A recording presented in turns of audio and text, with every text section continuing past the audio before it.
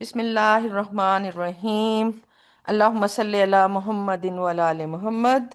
Dear students, आज हमारा जो टॉपिक है मेन है वो बैलेंसिंग ऑफ इक्वेशन है। और उससे रिलेटेड जो हमारे एसएलओज हैं वो हैं, नंबर वन एसएलओ है deduce the symbol equation with state symbols for a chemical reaction given relevant information. और दूसरा एसएलओ है construct chemical equations and ionic equations to show reactants forming products including state symbols. तो ये दोनों SLO जो हैं आपको अभी क्लियर हो जाएंगे जब हम इनको डिस्कशन मजीद आगे बढ़ाएंगे। तो what is a symbol equation? तो symbol equation is a symbolical representation of a chemical reaction. अब सिंबल इक्वेशन में क्या होता है, हम फार्मूलाज एंड सिंबल्स यूज करते हैं। यानी अगर कोई एलिमेंट है तो उसकी सिंबल यूज करेंगे, और अगर कोई कंपाउंड है तो उसका फॉर्मूला यूज करेंगे। तो हम रिएक्टेंट्स को इस इक्वेशन में लेफ्ट साइड पर और प्रोडक्ट्स को राइट साइड पे लिखते हैं। अच्छा जी, अब हम ये देखते हैं कि किस तरह हम एक सिंबल इक्वेशन डिड्यूस कर सकते हैं। तो उसके लिए हमें सबसे पहले तो ये पता होना चाहिए कि कौन से सब्सटेंस रिएक्टेंट हैं और कौन सी चीज़ें रिएक्टेंट्स के रिएक्ट करने के बाद प्रोड्यूस हो रही हैं, यानी प्रोडक्ट्स हैं। पहले ये इंफॉर्मेशन चाहिए। फिर नंबर टू पे हमें उनके फार्मूलाज एंड सिंबल्स पता होना चाहिए। फिर हम लिख सकेंगे एक सिंबल इक्वेशन। और तो हम आइए एग्जाम्पल के तौर पर देखते हैं combustion of methane. What is combustion of methane? आपके घर में चूल्हे में जो गैस जलती है वो मीथेन होती है, और उसकी कंबस्चन वहाँ हो रही होती है। तो ये केमिकल जो है रिएक्शन हो रहा होता है। तो हम सबसे पहले देखते हैं इसके रिएक्टेंट एंड प्रोडक्ट में जो चीज़ें हैं कौन कौन सी हैं। फॉर एग्जांपल इसमें हम आइडेंटिफाई करते हैं उनके फार्मूलाज। मीथेन है जिसका फार्मूला CH4 है।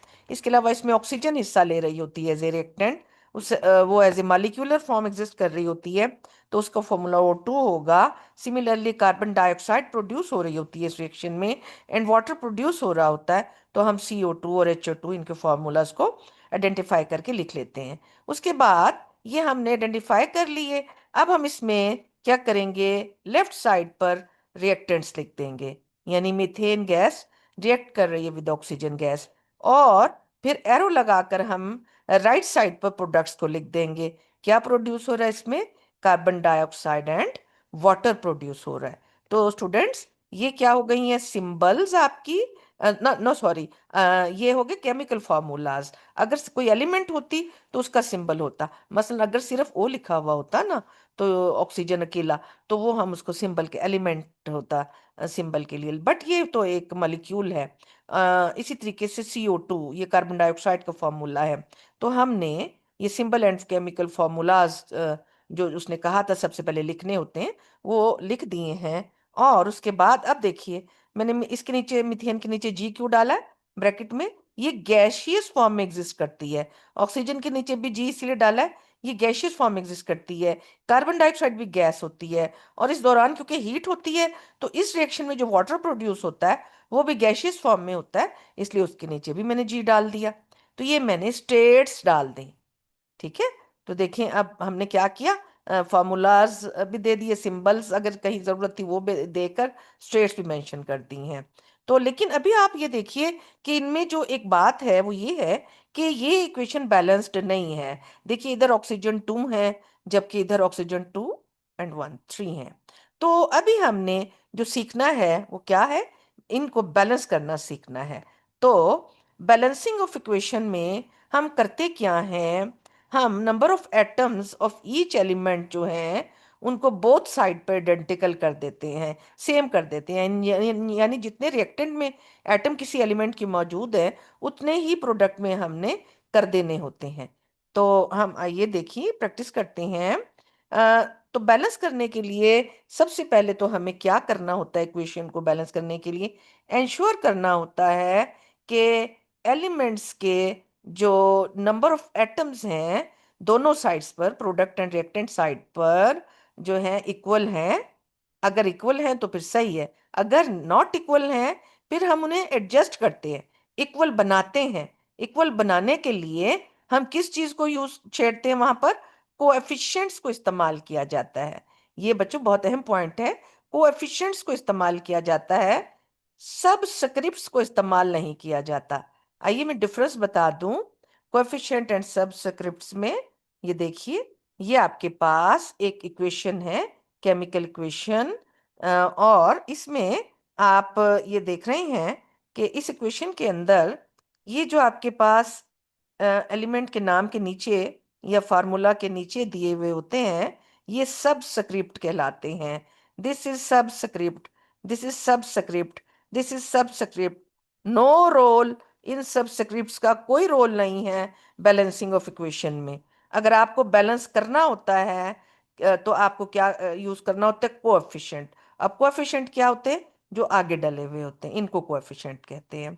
तो इनको हम कोएफिशिएंट में तब्दीली ला कर इक्वेशन को बैलेंस कर सकते हैं। तो अभी हम देखते हैं हम किस तरह इस इक्वेशन को बैलेंस करेंगे। तो इंस्पेक्शन मेथड से हमने ये देख लिया कि हमारा यहाँ पर हाइड्रोजन्स जो हैं इसमें 2 हैं, मगर इस तरफ 2 2s आर 4 है। इसी तरह ऑक्सीजन हमारे पास 2 है इधर, और इधर ऑक्सीजन मगर 2 ही हैं। तो इंस्पेक्शन मेथड ने हमें बताया कि यहाँ हाइड्रोजन प्रोडक्ट में 4 है और रिएक्टेंट्स में 2 हैं। तो आइए हम देखते हैं हम इसको कैसे आगे लेके चलेंगे। तो हम इनकी स्टेट्स भी जाहिर है हमें डालनी होती है। तो हम यहाँ पर जैसे कि आपने 8th में पढ़ा था, यहाँ पर हमने देख लिया हाइड्रोजन के रिएक्टेंट्स में 2 हैं, ऑक्सीजन के भी 2 हैं, लेकिन प्रोडक्ट में हाइड्रोजन 4 है और ऑक्सीजन 2 है। देखिए ये दोनों इक्वल नहीं है ना। तो इसको अगर इसके इक्वल करना है तो what we have to do, हमें इसको मल्टीप्लाई करना पड़ेगा 2 के साथ। तो लिहाजा यही 2 जो है जिसके साथ हमने यहाँ पे मल्टीप्लाई किया है किसको? हाइड्रोजन के ये जो है एटम्स की तादाद को। तो अब हम इसी 2 को क्या करेंगे? एज ए कोएफिशिएंट यहां पर लिख देंगे। ठीक है, तो हम क्या करते हैं, हमने देखे एज ए कोएफिशिएंट 2 को इधर लिख दिया है। तो यहां पर अब आप देखिए 2 2s आर 4 हाइड्रोजन्स इधर हो गई हैं और 4 ही इधर हैं। इसी तरह 2 ऑक्सीजन इधर है और 2 ही इधर है। तो हमारे पास ये इक्वेशन बैलेंस हो गई है। इसी तरह हमने इनकी स्टेट्स भी लिख दी हैं। तो स्टूडेंट्स, आप लोगों ने देखा कि अगर किसी इक्वेशन को बैलेंस करना हो तो हमें सब स्क्रिप्ट्स को नहीं छेड़ना होता, जस्ट हमें जितने तादाद चाहिए होती है वो एज ए कोफिशिएंट सामने ले आते हैं। और इस चीज में हमें कौन हेल्प करता है? इंस्पेक्शन मेथड, यानी देख के पता चलता है किधर किधर कितने एटम चाहिए हैं। आइए मजीद हम प्रैक्टिस करते हैं। देखिए दिस इज एल्यूमिनियम, एक मेटल है, और प्लस ये ऑक्सीजन एक गैस के साथ रिएक्शन करके एल्यूमिनियम ऑक्साइड, जिसको कॉमनली एल्यूमिना भी कहते हैं, बना रही है। तो अब ये एल्यूमिनियम की स्टेट सॉलिड है, ऑक्सीजन की गैस है, अगेन एल्यूमिना फिर सॉलिड है। तो हमने अब ये इक्वेशन लिख दी है, जो कि आपके पास क्या है, इसमें सिंबल एंड फार्मूलाज भी हैं, स्टेट्स भी हैं, लेकिन अभी ये बैलेंस नहीं है। अगर आप देखें तो इधर एल्यूमिनियम 2 है और रिएक्टेंट में एल्यूमिनियम 1 है। तो हम क्या करेंगे, यहाँ पर 2 लगा देंगे। तो अब हमने एल्यूमिनियम को तो बैलेंस कर लिया, तो लेकिन अब हमें ऑक्सीजन को बैलेंस करने के लिए देखें, इधर ऑक्सीजन 2 है और इधर ऑक्सीजन 3 है। तो हम क्या करेंगे, इस 3 को 2 से मल्टीप्लाई कर देंगे, यहाँ लिख के 2, और इस 2 को 3 से मल्टीप्लाई कर देंगे अगर, तो आप देखिएगा क्या होगा। ये देखिए 3 2s are 6 and 2 3s are 6।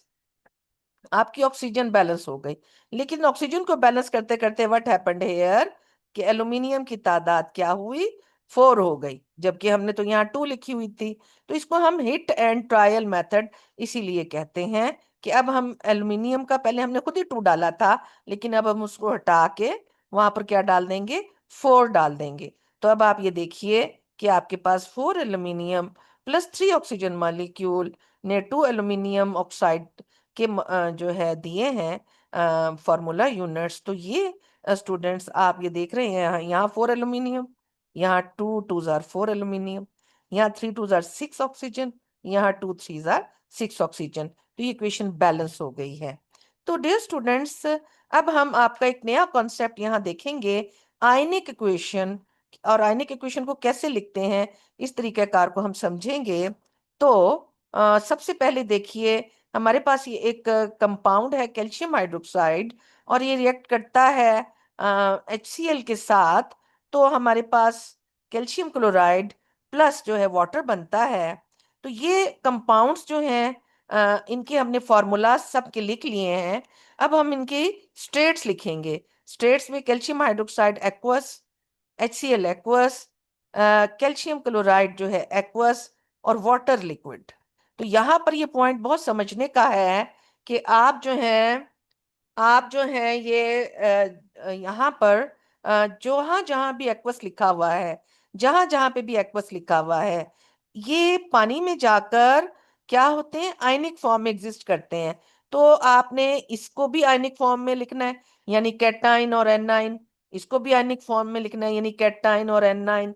इसको भी एक्वस जिस जिसके नीचे है उसको आयनिक फॉर्म में लिख देना है। इसका भी कैटाइन अलहदा और एनाइन अलहदा। आपने सीखा था ना कि कैटाइन और एनाइन को मिला के हम केमिकल फार्मूला कैसे बनाते हैं। तो अब हम केमिकल फार्मूला में से कैटाइन और एनाइन को बनाएंगे। और हम देखिए यहाँ हमने क्या किया, हमने कैल्शियम हाइड्रोक्साइड में कैल्शियम आयन, हाइड्रोक्साइड आयन, इस HCl में से हाइड्रोजन आयन, क्लोराइड आयन, ठीक है, ये सब एक्वस हालत में थे, इनको अलहदा कर दिया। अच्छा स्टूडेंट्स, अब यहाँ पे अहम बात क्या है, अगर आपके पास कोई आयन एक्वस हालत में मौजूद है, ठीक है, रिएक्टेंट में भी प्रोडक्ट में भी, मसलन देखिए कैल्शियम एक्वस, एक्वस, तो ये दोनों तरफ जो है, इसका मतलब ये है कि ये जैसा था, इसमें कोई तब्दीली नहीं आई, ये वैसे ही रहा। इसका मतलब है इसने रिएक्शन में हिस्सा नहीं लिया।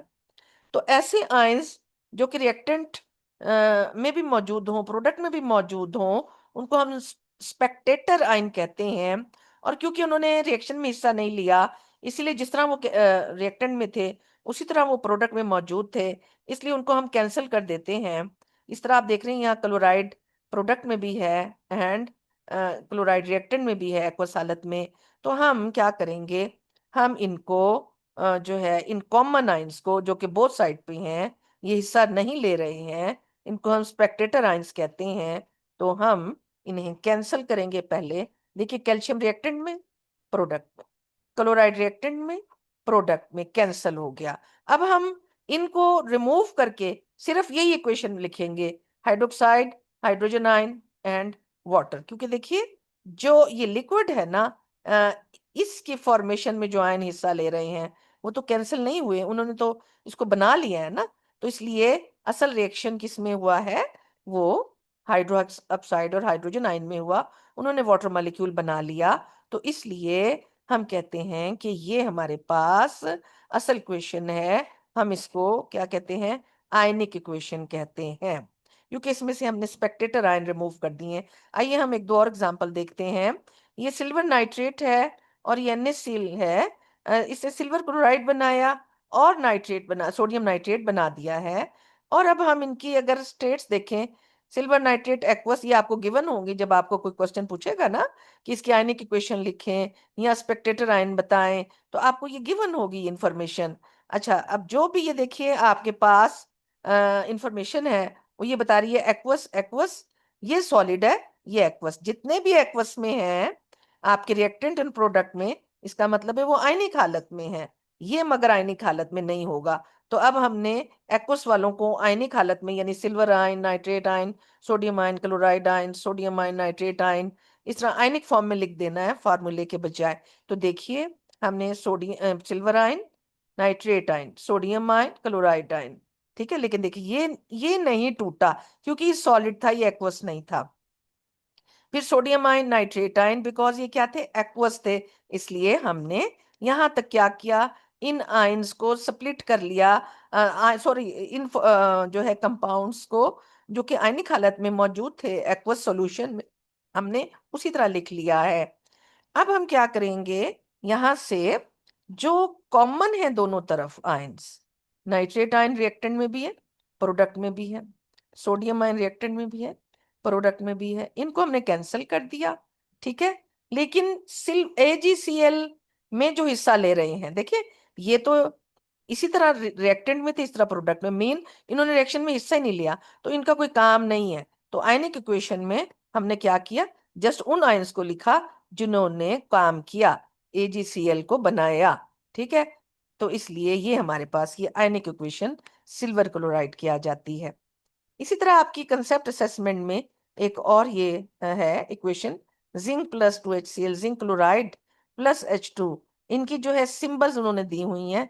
जिंक सॉलिड है, HCl एक्वस है, जिंक क्लोराइड एक्वस है, और हाइड्रोजन गैस है। तो आपने रिमेंबर क्या रखना है स्टूडेंट्स, जो एक्वस है सिर्फ वो आयनिक हालत में है। तो अब आपने क्या करना है, इनको स्प्लिट कर लिया, HCl को आयनिक हालत में कर दिया, ठीक है, जिंक क्लोराइड को आयनिक हालत में कर दिया। पीछे अगर आप देखें, जिंक ये जो Cl2 है ना, तो जब ये आयन बनेगा ना, तो ये 2 जो है, इनके आयंस की तादाद 2 हो जाती है। ये देखें, क्लोराइड अब 2 हो गए हैं। ठीक है, तो इसी तरीके से आपने यहाँ पर जो एक्वस थे उनको आयनिक फॉर्म में लिख दिया है। तो अब क्या करेंगे, कॉमन को कैंसिल कर देंगे, और जो कॉमन कैंसिल हो जाएगा, बाकी सारे अगली इक्वेशन में उस तरह के उस तरह आ गए। देखिए, जिंक प्लस हाइड्रोजन आयन, ठीक है, जिंक आपका जो है एक्वस है, लेकिन क्योंकि ये चेंज आया है ना इसमें, तो जिस आयन में तब्दीली आ रही है उसको तो हमने लिखा है, लेकिन जो दोनों तरफ, ये देखिए इसमें भी, यहाँ पे ये H पॉजिटिव आयन था, यहाँ ये एलिमेंट बन गया, तो ये तब्दीली वाले लिखे हैं। जो दोनों तरफ कॉमन होते हैं उनको हम नहीं लिखते, तो इन्हीं को हम आयनिक इक्वेशन कहते हैं। डियर स्टूडेंट्स, आपके जो है चैप्टर में लास्ट में, स्टोइकियोमेट्रिक वाले चैप्टर में लास्ट में एक टॉपिक है कि आप मॉलिक्यूलर फार्मूला कैसे निकालते हैं, कैसे कैलकुलेट करते हैं फ्रॉम स्ट्रक्चरल फार्मूला। तो ये भी हम थोड़ा सा देख लेते हैं। हम मोस्टली जो है ऑर्गेनिक कंपाउंड को स्ट्रक्चरल फार्मूला की सूरत में जाहिर करते हैं, जैसे CH3OH, या इसी तरह हमने, ये देखिए इसी को डिस्प्लेड फार्मूला भी लिखा हुआ है इसका, कि कार्बन हाइड्रोजन्स के साथ बॉन्ड बना रही है, एक ऑक्सीजन के साथ बॉन्ड बना रही है, एक ऑक्सीजन हाइड्रोजन के साथ बॉन्ड बना रही है। तो ये डिस्प्लेड एंड स्ट्रक्चरल फार्मूला जरूरी होते हैं हमारे पास ऑर्गेनिक केमिस्ट्री में। लेकिन हमें अगर इनसे मॉलिक्यूलर फार्मूला निकालना हो तो क्या करते हैं, देखिए, कार्बन एक है इसमें, तो एक कार्बन हमने लिख दी, हाइड्रोजन में 3+1 4 है, तो 4 हाइड्रोजन लिख दी, और ऑक्सीजन लिख दी। तो इस तरीके से हम जस्ट क्या करते हैं, यहाँ पे elements, molecular formula just elements की तादाद को शो करता है, टाइप्स को, और उनके नंबर ऑफ एटम्स को। वो ये नहीं शो करता कि कौन सा एटम किसके साथ जुड़ा हुआ है, ये स्ट्रक्चरल फार्मूला शो करता है। तो मॉलिक्यूलर फार्मूला लाइक आपका, देखिए ये मीथेन है, मीथेन का मॉलिक्यूलर फार्मूला भी वही है जो इसका स्ट्रक्चरल फार्मूला है। लेकिन इसका डिस्प्लेड फार्मूला जब लिखेंगे तो ये सारे हम कार्बन हाइड्रोजन के साथ बॉन्ड बना के ना फिर दिखाएंगे।